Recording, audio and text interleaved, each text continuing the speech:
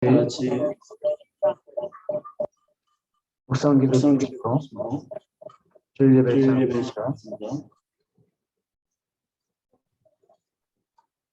만군의 만군의 여호와여, 주의 주의 장막이 장막이 어찌 그리 사랑스러운지요.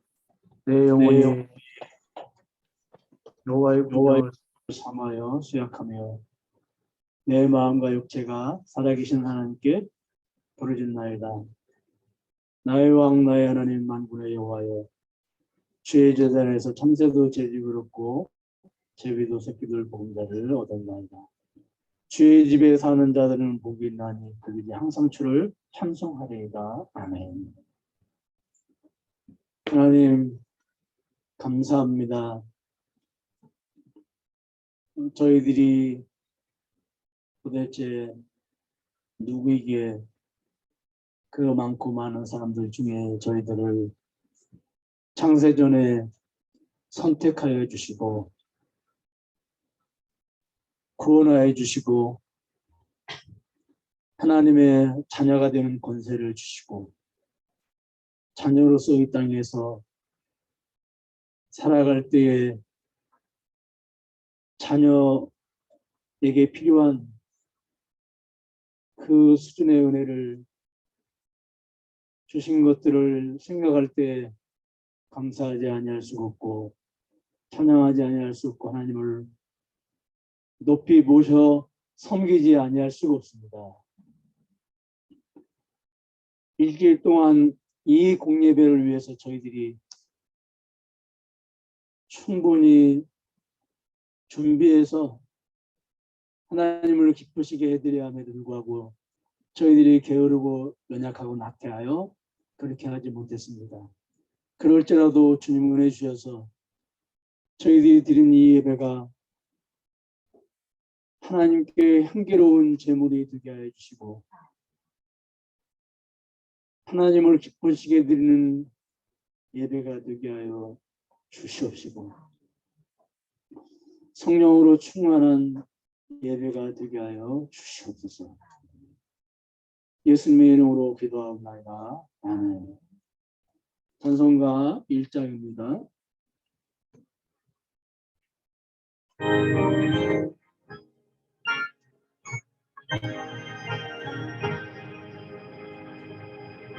만복의 근원 하나님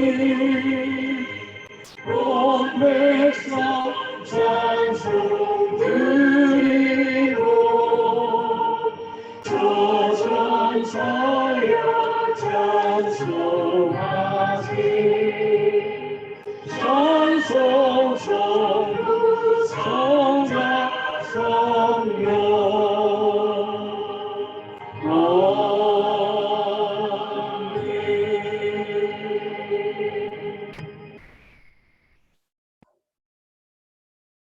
신앙 고백하시겠습니다.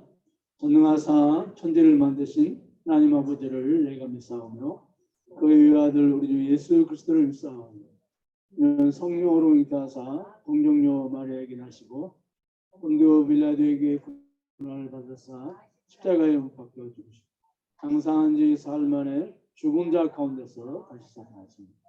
하늘에 오르사 전능하신 하나님 편에 앉아 계시다.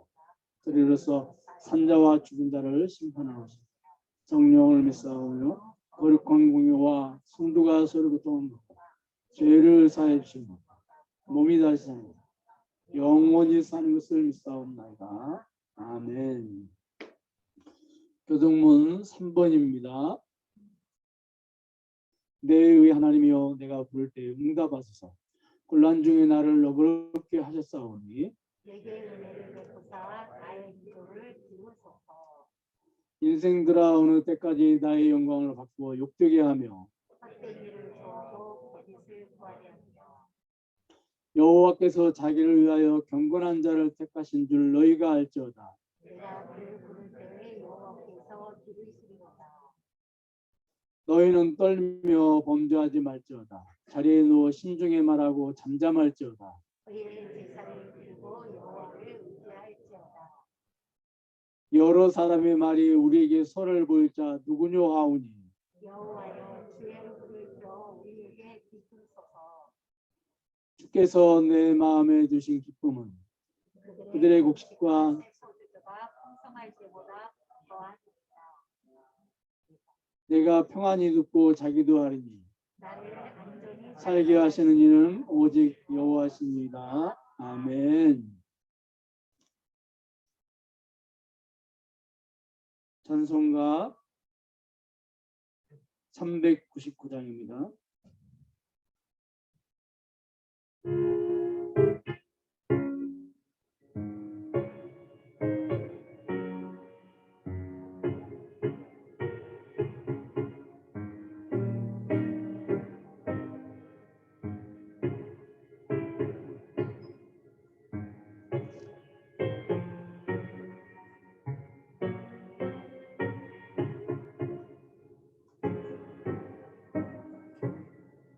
어린 영양들아 두려워 말하라. 주님 우리와 함께 하신다. 하늘과 땅의 모든 권세로 그 양떼들을 항상 지키신다. 오직 믿음으로 두려움 없으리. 오직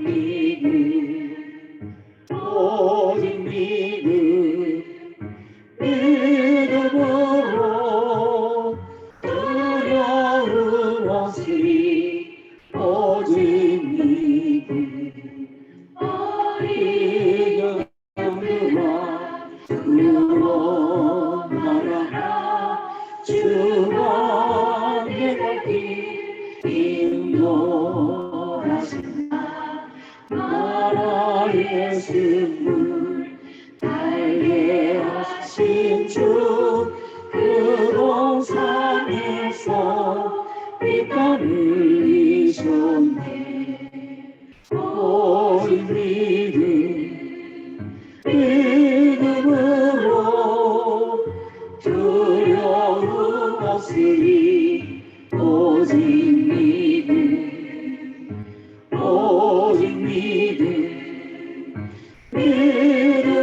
믿음으로 두려움 없으리. 오직 믿음.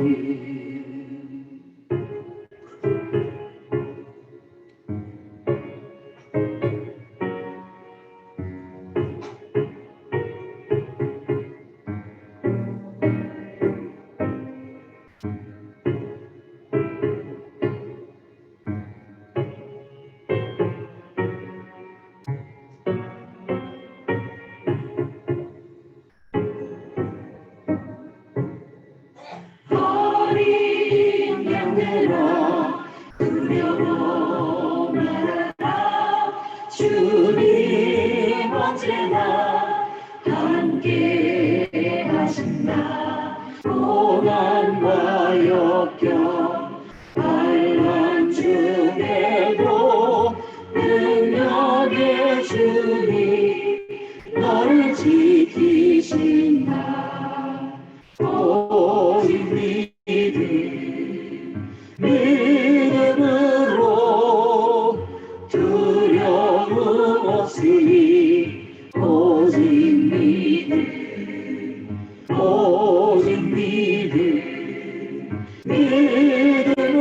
믿음으로 두려움 없으리. 오직 믿음.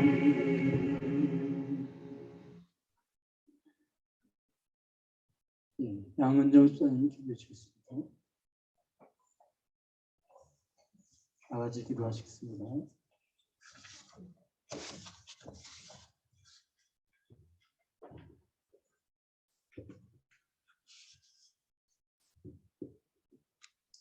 천지 만물의 창조주이시며 주인 되시며 우리들을 구원해 주시는 하나님 아버지 감사합니다. 아멘. 2021년을 보내고 2022년 새해를 맞이하여 몸과 마음을 모아 아버지께 찬송하며 예배드릴 수 있음을 진심으로 감사드립니다. 아멘.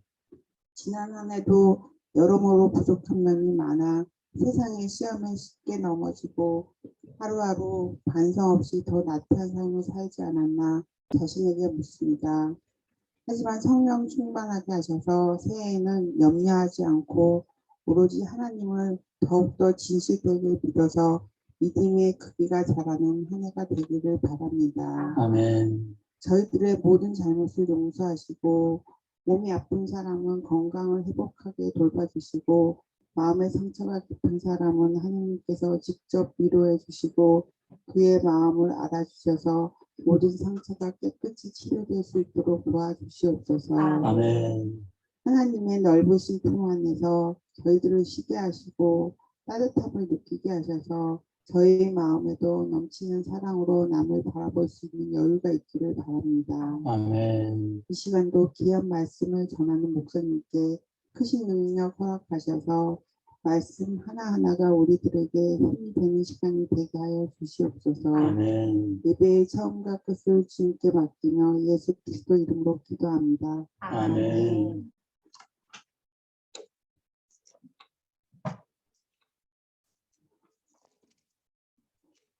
말씀은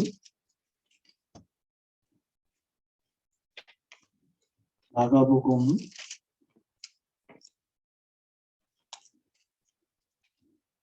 4장 35절부터 41절까지 앉으시 기도하시겠습니다.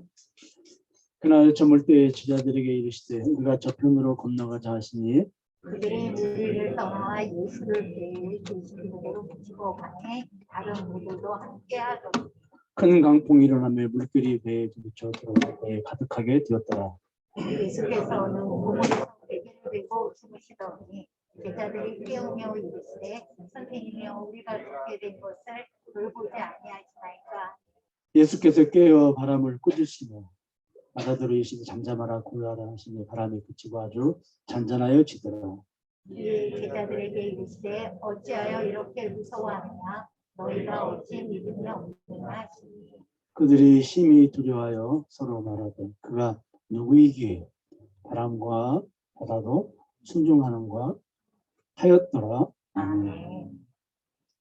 본문은 제자들이 예수님과 함께 배를 타고 호수 반대편으로 가는 가운데 일어난 사건입니다. 37절에 보면 갑자기 큰 광풍이 불고 파도가 거세게 일어나 물이 배 안까지 밀고 들어왔습니다. 갈릴리에는 지형상 종종 돌발성 광풍이 불어닥쳤습니다. 예수님의 탄 배는 큰 배가 아니었습니다. 36절에 보면 예수님을 따르는 무리들이 제자들 외에도 다른 무리들이 있었는데 그 다른 무리들은 다른 배를 탄 것을 보면 예수님이 타신 배가 큰 배가 아니었다고 하는 것을 우리가 알 수가 있습니다. 예수님이 타신 배가 큰 배였다면 함께 타고 가면 되지 이렇게 따로따로 타고 갈 이유가 없기 때문에 그렇습니다. 그래서 예수님을 포함해서 최소한 13명 이상이 탈 수도 있는 작은 배였던 것 같습니다. 우리 그 과거의 나룻배 정도, 나룻배 치고는 좀 약간 큰 그러한 정도의 배라고 우리가 생각을 하시면 됩니다. 이처럼 예수님이 타신 배는 작은 배입니다. 그러니 파도의 위험에 아주 취약한 배죠. 큰 파도가 일면 물이 계속해서 배 안으로 들어옵니다. 이렇게 되면 어떻게 해야 됩니까? 물을 열심히 바가지나 양동이로 퍼내야 합니다. 문제는 물을 퍼내는 양보다 들어오는 양이 더 많으면 결국 배는 가라앉게 되는 겁니다. 그런데 오늘 본문 30절을 보면 큰 파도가 배를 덮쳐서 순식간에 배에 물이 가득하게 되었다 이렇게 기록이 되어 있습니다. 그렇게 되면 순식간에 배가 가라앉게 되고 결국 목숨을 잃게 되는 것입니다. 지금처럼 배에 구명모터가 있는 것도 아니고 구명복을 착용한 것도 아니고 수영을 한다고 해도 칠흑같이 어두운 바다에서 살아남기는 거의 불가능합니다. 그 배에 타고 있는 제자들은 과거에 직업군이 주로 어부들이었습니다. 그렇기 때문에 수많은 광풍을 경험했기 때문에 웬만한 파도는 두려워하지 않을 것입니다. 그런데 매우 이들이 지금 두려워했다는 걸 보면, 무서워했다는 걸 보면 지금 상황이 너무도 심각한 상황이었다고 하는 걸 우리가 알 수가 있습니다. 먼저 우리가 생각을 해 볼 것은 배를 타고 저편으로 건너가자고 말씀하신 분이 주님이시라고 하는 것입니다. 35절에 보니까 우리 같이 한번 읽겠습니다. 시작. 그날 저물 때에 제자들에게 이르시되 우리가 저편으로 건너가자 하시니. 네, 여기 우리가 예수님을 포함한 제자들을 말합니다. 우리가 저편으로 가자. 예수님께서 저편으로 가자고 먼저 제안을 하셨습니다. 그런데 문제가 터졌습니다. 뿐만이 아니라 그 36절을 보면 그들이 무리를 떠나 예수를 배에 계신 그대로 모시고 가매. 그러니까 주님이 가자고 명령하셨고 제자들은 거기에 순종을 했고, 그리고 또 주님이 그 배에 함께 계셨고, 무슨 나들이나 소풍을 간 것이 아니고 복음을 전하러 가는 길이었고, 그런데 광풍을 만나서 죽느냐 사느냐 하는 위기에 빠지게 됩니다. 우리는 인생에서 풍랑을 만나면, 고난을 만나면 어떤 문제 앞에서는 너무도 쉽게 그냥 어떤 단정 내지는 그냥 결론을 내려버립니다. 왜 우리는 이런 풍랑을 만났냐? 그것은 우리가 주의 말씀에 순종하지 않았기 때문이다. 우리가 범죄했기 때문이다. 주님이 나와 함께 계시지 않기 때문이다. 이런 식으로 그냥 너무 쉽게 결론을 내려버립니다. 그런데 물론 그런 원인 때문에 우리에게 풍랑이 있을 수도 있습니다. 그러나 어떤 경우에는 주님의 말씀대로 순종하고 그리고 주님의 말씀대로 살아가는데도 불구하고 우리가 풍랑을 만날 수 있다고 하는 사실입니다. 이걸 우리가 꼭 염두에 둬야 될 것입니다.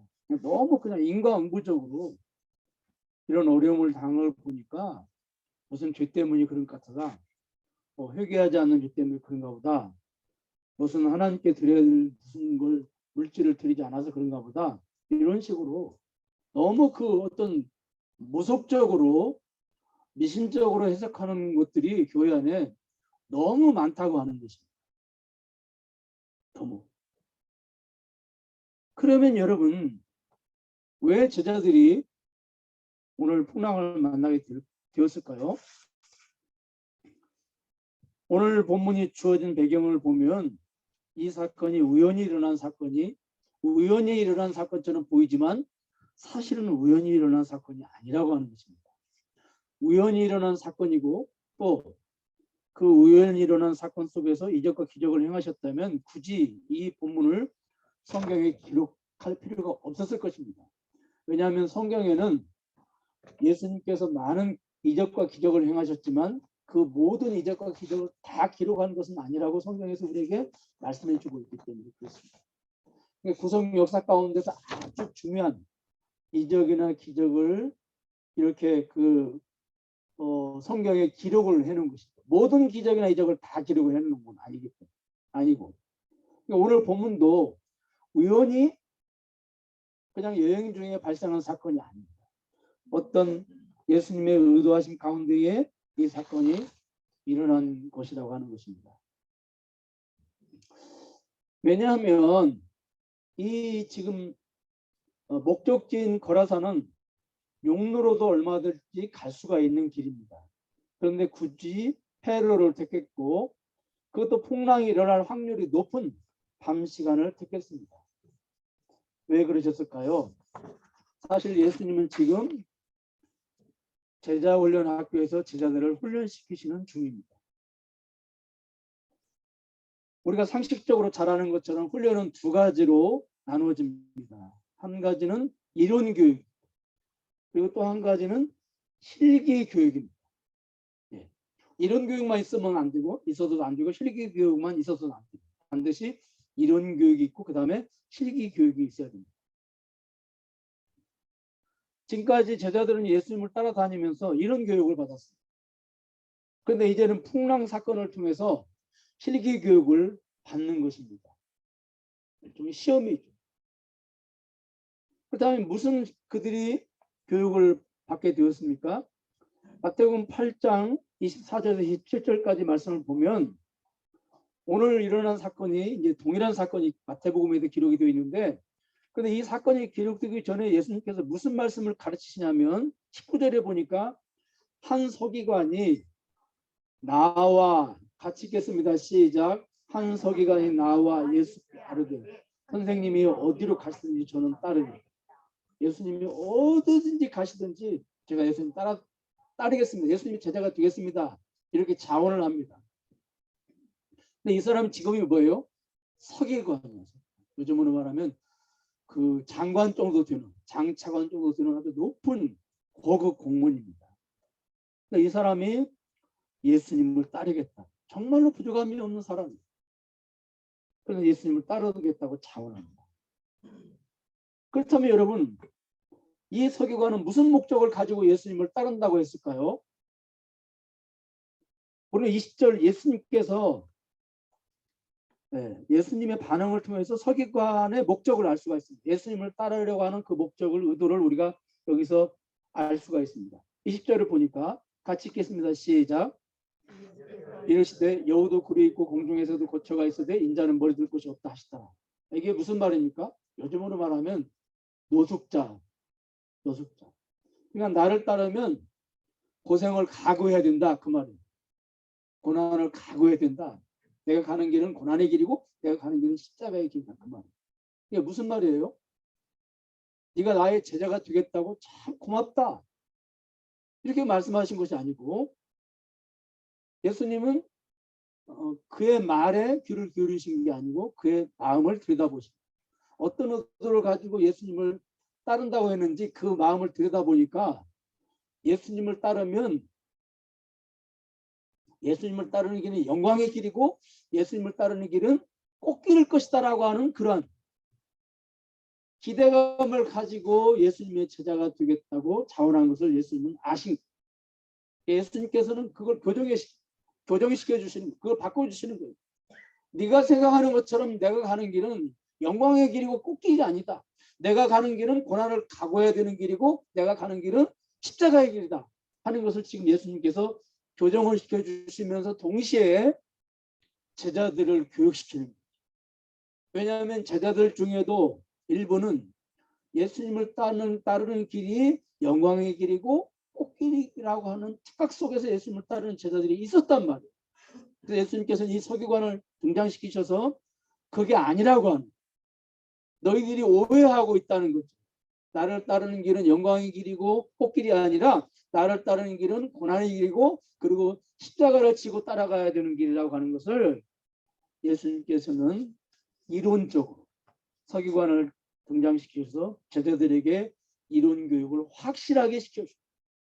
확실하게. 그 다음에 이제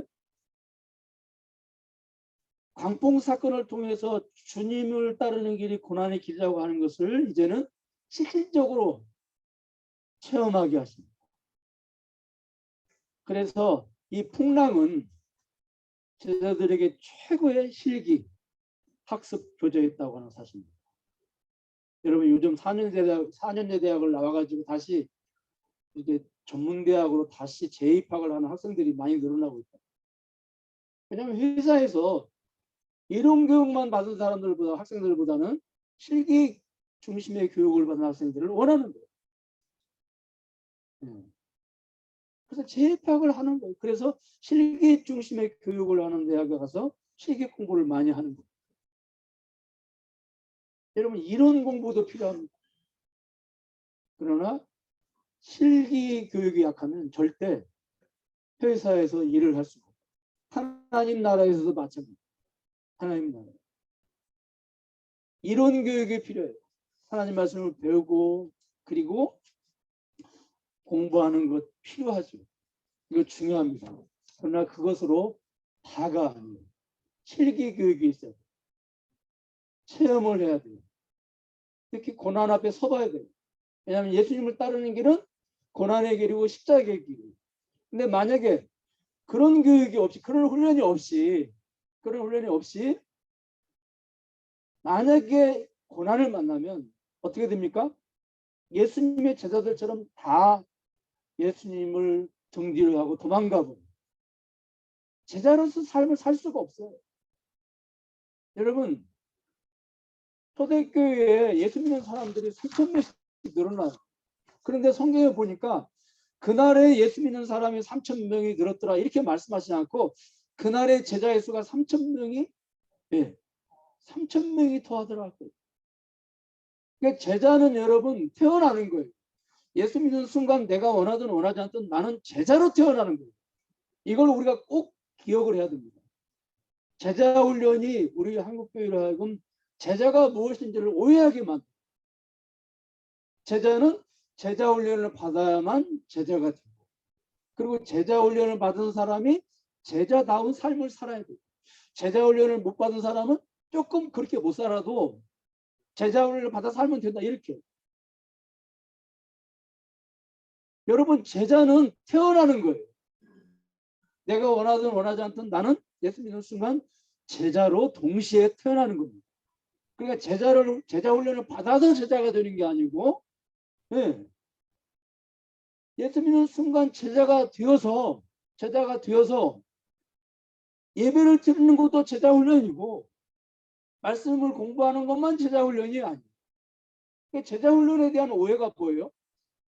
성경 공부만 하면 그게 제자 훈련이라고 생각을 하는 거예요. 그게 아니에요.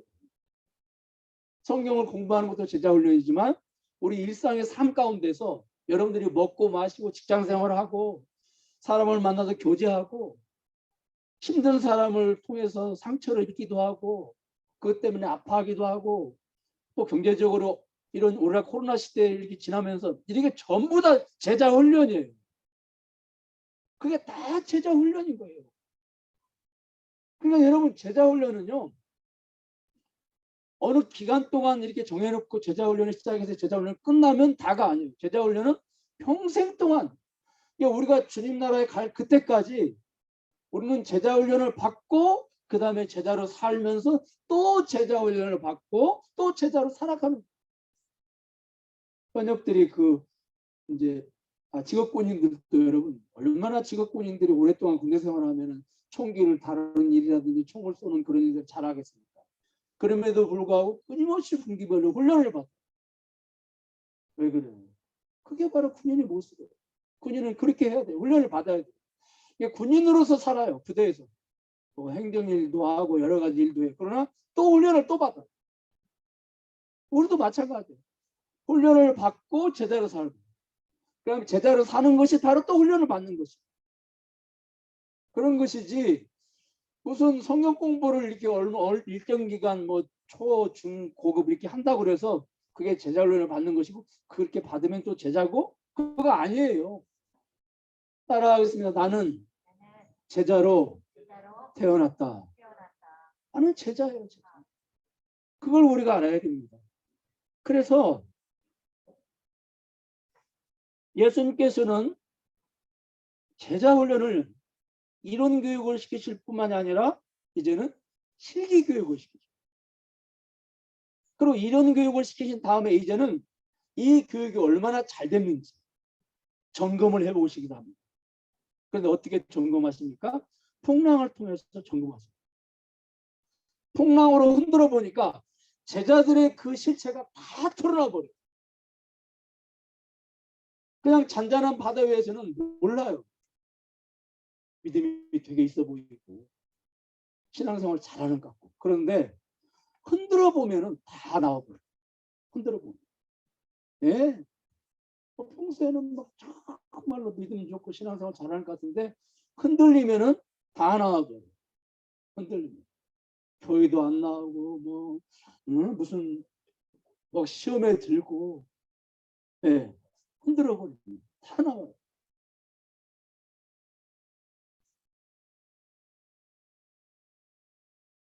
그렇게 이제 실기 시험을 치렀어요. 그런데 점수가 몇 점이 됐을까요? 40점. 같이 읽겠습니다.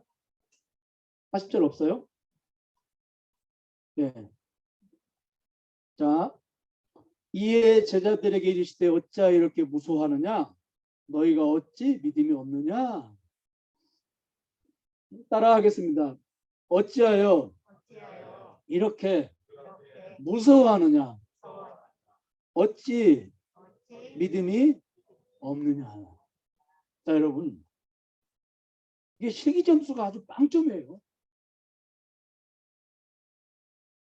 자, 그래서 주님께서는 그 실기 점수를 보시고 책망을 하십니다. 여러분, 여기 본문을 보면 예수님께서 책망을 하시는데요.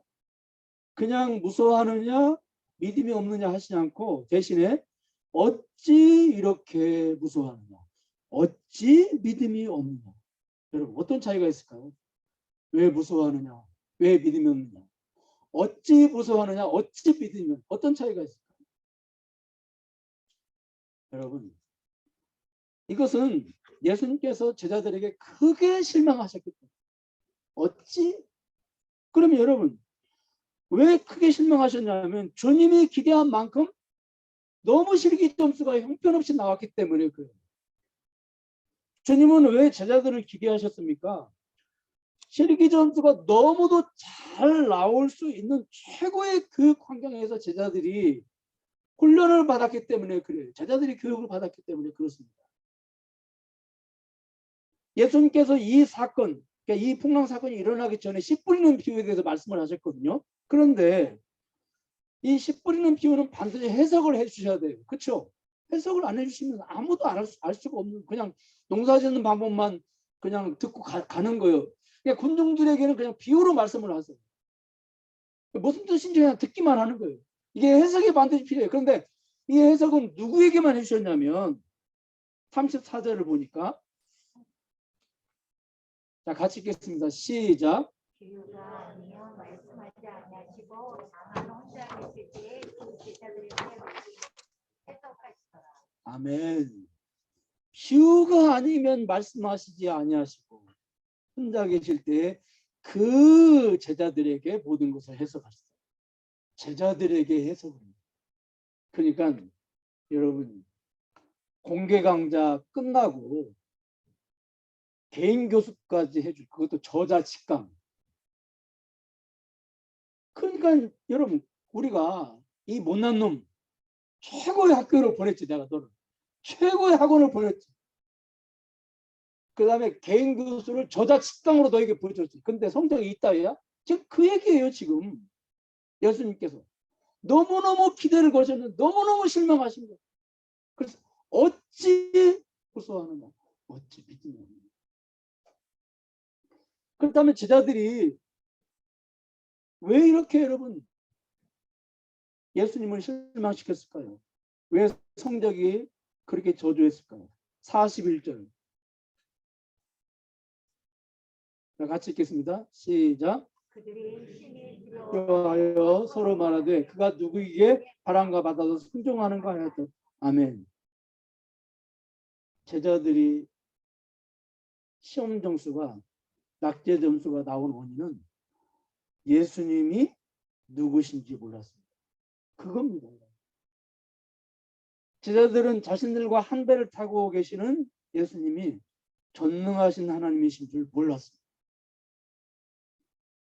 같은 배를 타고 계시는 예수님이 전능하신 하나님인 줄 알았다면 광풍노도 앞에서 절대 무서워하지 않았을 거죠. 적어도 제자들은 구약적인 배경을 가지고 있는 사람. 그래서 하나님이 누구신지를 알고 있는 사람들이고, 하나님은 창조주시기 때문에 바람과 바다가 창조주의 명령에 순종한다는 것도 알고 있습니다. 그러므로 예수님이 하나님이신 줄 알았다면 광풍노도 앞에서 무서워하지 않았을 거예요. 그렇다면 그들은 예수님을 누구로 알았습니까? 그가 누구이기에, 따라하겠습니다. 그가 누구이기에, 그가 누구이기에, 그가 누구이기에. 예수님을 누구로 알았습니까? 전능하신 하나님을 알았습니까? 아닙니다. 이게 41절을 보면 다시 보면 그들이 심히 두려웠다고 했어요. 그들이 심히 두려워한 것은 예수님이 본래 사람이시고 하나님이신 것을 몰랐다가 예수님이 사람이 아니고 하나님이신 것을 발견하고 두려워하는 것이 아니라 그가 누구에게 도대체 어떤 사람이기에 바람과 바다도 순종하느냐. 그들이 구약적인 배경을 가지고 있기 때문에 엘리야라든지 엘리사가 어느 정도의 사람이지만은 엄청난 능력을 가지고 그렇죠. 이적과 기적을 행한 것을 알고 있습니다. 자, 그런데 그럴지라도 사람이 자연을 다스리고 통제한다고 하는 것, 이건 그러니까 대단한 정도가 아니라 두려움의 존재예요. 두려움의 존재가 되고. 여러분 오해하지 마세요. 예수님이 하나님이신 것을 발견하고 두려워한 게 아니고요.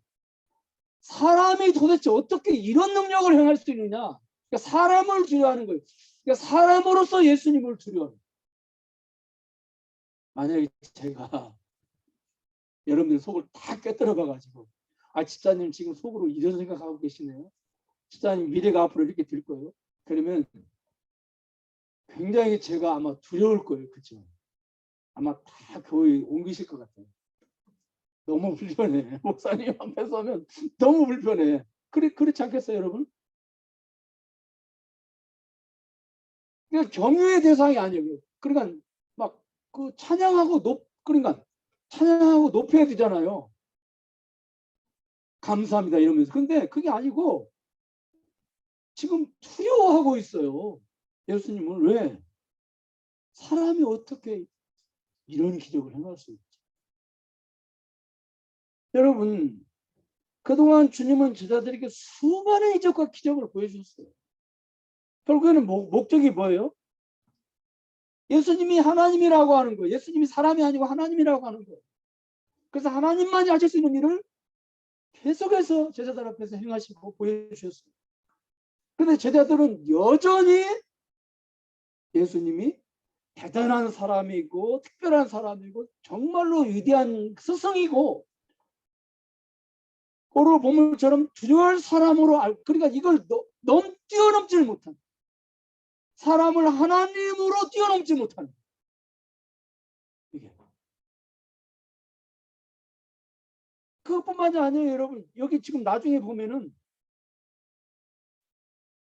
그 후에도 보면은요 계속해서 이어서 또 이제 사건들이 일어나거든요. 뭐 그 떡 7개로 4,000명 먹인 사건이라든지 계속해서 그리고 또 이제 마가복음 6장에도 보면은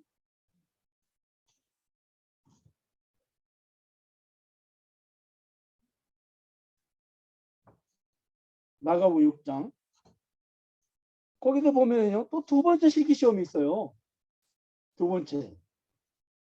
그러니까 오병 이후의 사건을 통해서 한번 보여주시고 그 다음에 또 이번에 그 광풍로 사건이 지난 다음 마가복음 6장에 보면은요 이제 그 보리떡 7개 가지고 4,000명 먹인 사건이 일어나요. 그리고 6장 48절을 보면 또 제자들이 풍랑을 만나요. 이번 예수님 안 계시죠. 그러니까 49절에 보니까 예수님께서 바다 위를 걸어서 제자들에게 가십니다. 이거 그 다음에 49절을 보면은요 유령인가 하고서 두려워하죠. 예수님 옷을 보고.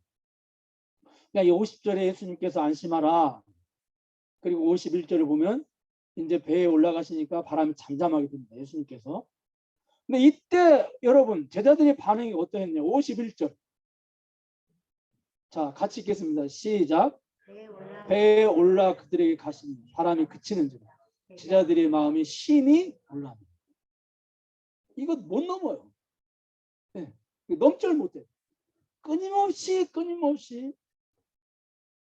자연을 통제하고 다스린 예수님. 그걸 넘지 못해요. 놀라니라 두려워하니라 무서워하니라. 여러분 근본적으로 뭘 무서워하는 거예요? 죽음을 무서워하는 거예요.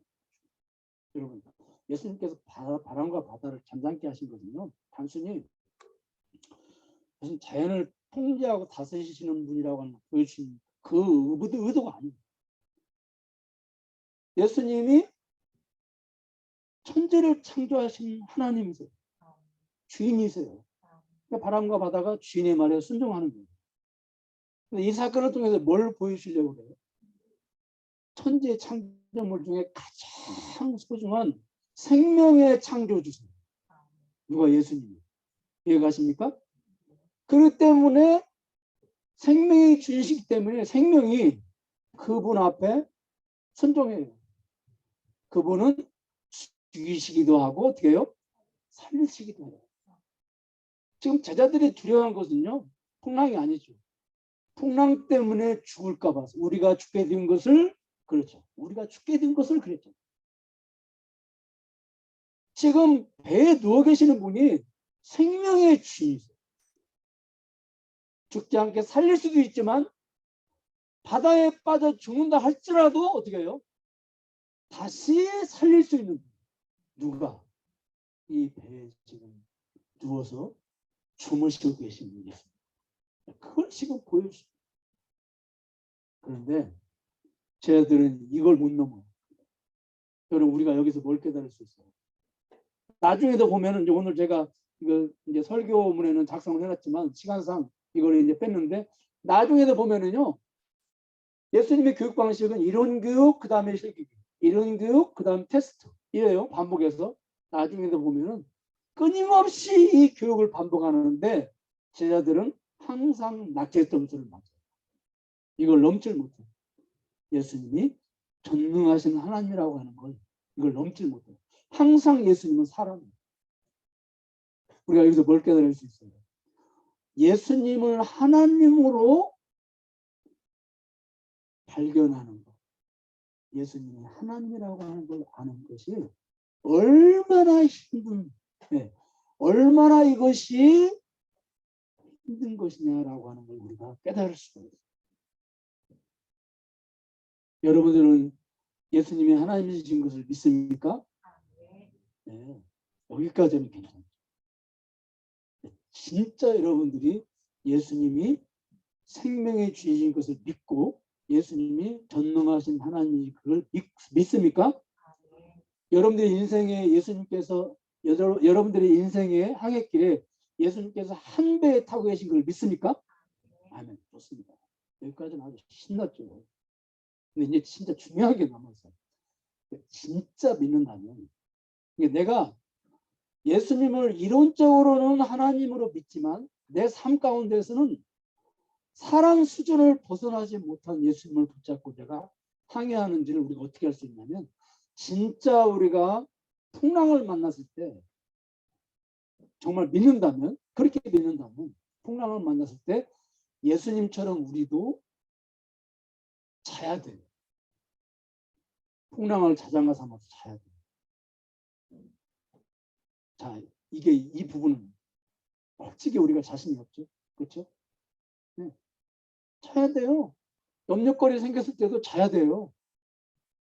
저는 진짜 염려 걱정거리가 생기면 전 그거 하나는 감사해요.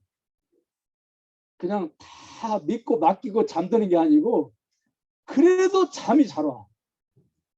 체질적으로. 이건 유전인 것 같아요. 그래서 저는 너무 감사해요. 그게. 죄송합니다. 그러니까 제가 막 대단한 믿음이 있어가지고 믿고 맡기고 잠드는 게 아니고요. 그냥 뭐 엄청난, 다른 사람은 이거 잠 못 자. 이것 때문에 밤을 꼬박 새워야 되는데 그래도 신체가 감사하게도 잠이 잘 와. 만약에 잠 못 자면 이제 병원에 입원해야 되겠죠. 그렇죠? 자, 여러분 보세요. 진짜 죽느냐 사느냐는 그런 광풍 앞에서도 진짜 예수님이 전능하신 하나님을 믿으면, 생명의 주인인 것을 믿으면 우리는 예수님처럼 잠을 자야 돼. 믿으면. 근데 우리가 그러지 못하잖아요. 조금만 뭐 어려운 일 생겨도 막 그냥 죽겠다 그러고, 뭐 아주 그냥 예수 믿어도 다 헛것이더라 그러고 그러잖아요. 엄청나게 우리가 그냥 요란하잖아요. 조금만 흔들려. 중매 사매 뭐 기도 그렇게 많이 해도 다 필요 없더라. 지금까지 헌금 낸 거 다 할 것이더라. 그때 그 세월호 사건 좀 오래됐습니다만 그때 굉장히 많은 교인들이 떠났어요. 우리 아이도 지켜주지 못한 하나님 뭐하는 믿느냐 그러면서. 그렇다면 여러분 중요합니다. 이게 우리는 우리 입장에서는요. 예수님을 전능하신 하나님으로 믿는 것이 뭐 그렇게 중요한가. 오늘 너무 당연한 거 아니냐. 그런데 내가 진짜 예수님을 전능하신 하나님을 믿는지 안 믿는지 풍랑을 만났을 때 알 수가 있어요. 내가 지금 풍랑을 만나 잠 못 잔다면 나는 지금 전능하신 하나님을 예수님을 믿지 못하는 거예요. 그럼 원인이 어디에 있을까? 그 원인을 우리는 제자들에게 찾을 수가 있어요. 여러분, 예수님은 끊임없이 제자들에게 당신님께서 한 전능하신 하나님이라고 하는 것을 보여줬어요. 그리고 그 현장에 제자들이 있었어요. 바로 눈으로 봤다니까요. 그 현장에서 수도 없이 오병이의 사건이라든지 뭐 귀신 쫓아내는 사건, 죽은 자를 살리는 사건, 병자 고치는 건 그건요. 아주 뭐 너무 많기 때문에 말할 필요도 없고. 그렇게 기적이나 이적을 밥 먹듯이 그것도 3년 동안 그렇게 했음에도 불구하고 왜 제자들은 이걸 넘지 못했어요? 아주 뛰어난 능력이 있는 사람 이상으로 예수님 하나님이라고 이걸 왜 못 넘었을까요? 그것은 그들의 초점이 예수님과 달랐기 때문에 예수님의 초점은 그런 사건을 통해서 예수님이 하나님이신 것을 보여주기를 원하셨어요. 그러나 그들은 그 사건만에 그 사건에만 초점이다. 자, 여러분 보세요. 비가 아무리 많이 와도 그릇을 엎어놓으면 한 방울도 그 그릇에 물이 담기잖아요. 무슨 말 이해가세요? 아무리 사인을 많이 보여줘도 그들의 그 마음의 그릇을 엎어놓으면 아무것도 남는 게 없어요. 우리도 마찬가지예요. 여러분 우리가 지금까지 예수를 믿으면서 초점이 어디에 있었어요? 솔직히 초점. 우리 기독교가 한국교회에 들어와서 초점을 어디에다 맞췄죠? 예수님을 알게 하고 예수님이 누구신지를 알게 하는 데 초점을 맞춘 게 아니고요. 예수님을 믿으면 예수님이 당신들에게 뭘 줄 것이냐. 네. 계속 거기에 초점 맞춰요. 예배도 목적이 그냥 예배가 아니에요. 그냥 하나님을 높이고 그냥 하나님을 사모하고 그게 목적이 아니라 예배를 드리면 뭘 주실 거예요. 그렇기 때문에 예배를 한 번 드리는 것보다는 2번 드리는 게 훨씬 더 우리한테 유익하다. 2번보다는 3번 드리는 게 훨씬 더 우리에게 유익하다. 뭘 줄 거냐. 기도도 마찬가지예요. 기도도 드리면 뭘 주실 거예요. 헌금도 드리면 뭘 주실 거예요. 전부 초점이 관계 중심이 아니고 목적 중심이에요. 그러니까 예수를 여러분 10년, 20년 믿어도요. 절대 신지, 예수님에 관한 지식이 깊어지지 않아요. 풍성해지지 않아요. 여러분 기억하세요. 여러분 우리가 예수님을 알면은 자연스럽게 우리에게 뭐가 오냐면 신뢰감의 세계. 다르게 말하면 믿음이라고도 할 수 있는데 신뢰감. 자, 암과 신뢰감은 불가분과의 관계. 이건 절대 서로 뗄 수가 없어요. 알면은 자연스럽게 뭐가 따라와요? 신뢰감이 있습니다. 사람을 알면은 자연스럽게 저 사람 다시 만나지 말아야지 이런 마음이 생기는데 예수님은 알면 알수록 신뢰감이 점점 두터워져요. 그러면 자연스럽게 뭐가 따라오냐면 잘 들으세요 여러분. 맡기게 돼요. 아멘. 맡기게 돼요. 맡기지 말라고 그래도 맡기게 돼요. 자 보세요. 3가지. 알고 그 다음에 뭐예요? 신뢰하고 그 다음에 어떻게요? 바뀌게 돼요. 제일 중요한 것은 기차의 견인차처럼 예수님은 암. 저는 제가 이 본문을 묵상하면서 여러분 보세요. 지금 여기 메시지가 뭐예요? 풍랑을 잔잔하게 하신 예수님 아니에요. 내가 누군 줄 알라는, 그러니까 내가 누군 줄 알면 내가 이 배에 있는 것으로 충분하다 그 말이에요. 따라하겠습니다. 내가 있는 것으로 충분하다. 네. 내가 누군 줄 알면 내가 있는 것으로 충분하다. 풍랑을 잠잠케 해줄 뿐만이 아니라 만약에 풍랑 가운데 너희들이 빠져 죽는다 해도 나는 살릴 수 있는 생명의 주인이다. 먹을 거 500리오를 통해서 내가 먹여주었잖아요. 먹고 입는 것의 주인이다. 병든 거 내가 치료해줬잖아요. 질병의 주인이다. 그러므로 내가 있는 것으로 충분하다. 그 메시지예요. 여러분, 예수 그리스도께서 여러분들의 인생에 있는 것으로 충분하십니까? 근데 이게 하루아침에 생기는 게 아니에요. 예수님이 누구신지 알아갈 때. 지금까지 우리가 예수 그리스도를 통해서 무엇을 얻을 것인가, 예수 그리스도가 나를 얼마나 행복하게 할 것인가에 대해서 거기에 초점 맞추고 그걸 공부하고 그걸 구하기 위해서 공들인 시간, 그 시간에 정말로 10,000분의 1이라도 예수님이 누구신가에 대해서 관심을 가지고 예수님을 알아가는 일에 우리가 힘을 기울였다면 우리는 어떤 풍랑을 만나도 흔들리지 않을 겁니다. 아멘. 네. 그랬다면 너무너무 그게 아쉬워요. 네. 예수님께서 십자가에 달려 돌아가시고 부활하시고 그런 아주 기본적인 세례 받을 때 그런 지식 말고 여러분 끝이 없는 거잖아요. 여러분 우리가 사람도 어떤 사람을 다 알아요, 몰라요? 몰라요. 같이 사는 부부도 다 몰라요. 근데 하물며 전능하신 하나님 우리가 다 알 수 있어요? 몰라요.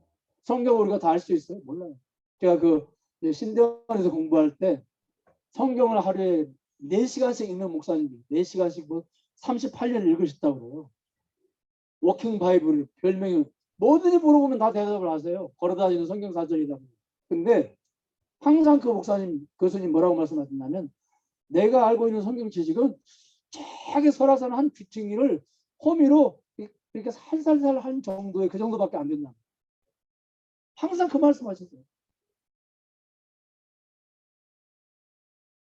여러분, 예수님은 끊임없이 우리의 삶의 작은 걸음 그 걸음 가운데서 당신을 계시하십니다. 먹여주시면서 나는 너 먹는 것에 초점 맞추지 말고 너를 먹이는 내가 누군지를 알아야 돼. 이러면서 응답하시면서도 기도를 응답하시는 예수님이 누구신지를 알기로 원합니다. 그래서 똑같은 문제가 생겼을 때 기도를 안 해도 응답을 받은 것처럼 살기를 원합니다. 아멘. 기도를 안 해요. 그래서 기도가 이제는 막 자잘한 그런 기도들이 아주 그냥 자잘한 그런 기도들이 나중에는 큰 저게 하나가 딱 되는 거예요. 그 하나만 기도하면 살아 되는 거예요.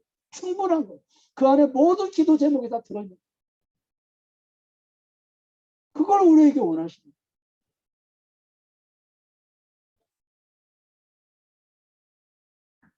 아무리 많이 가르쳐 주시고 아무리 많이 보여주셔도 그릇을 엎어놓으면 한 방울도 거기에 빈방울이 들어갈 수 있는 마찬가지입니다.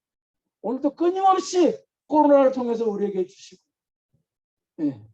끊임없이 21세기를 살아가면서 우리에게 주시는 것들이 있어요. 선거철을 통해서도 주시는 것들이 있고 끊임없이 우리에게 알게 하시고 깨닫게 하시고 가르쳐 주시고 보여주시고 들려주시고 이런 걸 통해서 우리가 누구를 봐야 됩니까? 예수 그리스도를 봐야 되고 예수 그리스도를 알아가야 돼요. 여러분 이 싸움이에요. 끊임없이 보여주시려고 하는 이 예수님과 그냥 자기들 생각대로만 예수님을 바라보는 이 싸움이 결국에는 예수님께서 십자가에 달리실 때 전능하신 하나님이 우리를 구원하시려고 그 십자가 밑에 제자들이 다 모여가지고 십자가에 달린 예수님을 찬양해야 되는데 결국은 다 도망가. 놀랍게도 성령께서 오시니까 그 모든 걸 다 깨닫더라. 아멘. 우리는 진짜 이제는 영적인 첨단 시대에 살고 있어요. 저희들이 3년 동안 발견하지 못한 건 성령이 오시니까 이제는 그런 단편적인 지식들이 유기적으로 한 다발이 돼가지고 그분은 전능하신 하나님이시고 우리는 그런 과정 없이 그냥 성령께서 오셔서 예수 그리스도가 하나님이시구나 하는 걸 우리가 발견하고 그런 시대에 우리가 살고 있습니다.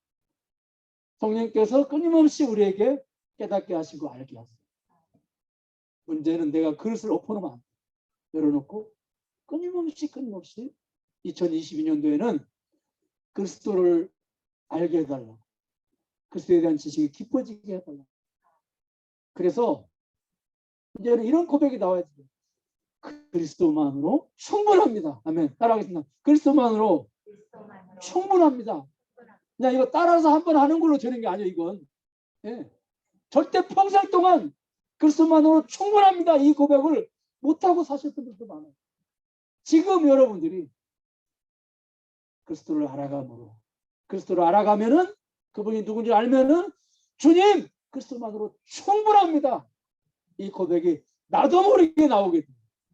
이런 고백을 여러분들이 속히 빨리 은퇴하시기 전에 지금 30대 40대 이 고백을 하시고 살아가시기를 바랍니다. 기도하겠습니다. 하나님, 예수님은 풍랑을 통해서 예수님이 전능하신 하나님이시고 생명의 주이신 것을 깨닫게 하셨습니다. 그래서 단순히 풍랑을 잠잠게 하신 분이 아니라 그리스도만으로 충분함을 깨닫게 하셨습니다. 오늘 우리도 제자들처럼 예수님께 초점 맞추지 않고 예수님이 행하신 일, 예수님이 무엇을 주실까에만 초점을 맞춘다면 장마 비가 내릴 때에 그릇이 엎어진 것처럼 한 방울도 우리는 물을 담을 수 없을 것입니다. 이제는 모든 초점을 그리스도에게 맞추고 그리스도를 알아가고 그리스도를 발견하고 그래서 그리스도만으로 충분합니다. 이 고백이 나도 모르게 흘러나오는 그런 삶을 우리가 살게 하여 주시옵소서. 귀한 걸 드렸습니다. 주님 받아주시고 저희들에게 은혜 위에 은혜를 더해주셔서 주님 물질이 저희들에게 필요하고 또 물질을 주셔야만 합니다만 그럼에도 그리스도만으로 충분합니다. 이 고백이 이 물질을 주님께 드리는 이 신앙 행위를 통해서 흘러나올 수 있도록 은총을 베풀어 주시옵소서. 지금은 우리 주 예수 그리스도의 은혜와 하나님의 극전하신 사랑, 성령님의 감화를 통하신 역사, 오늘 이렇게 함께 모여서 하나님께 예배를 드리는 사랑하는 하나님의 자녀들 보니 지금으로부터 영원토록 함께 계실지어다. 아멘.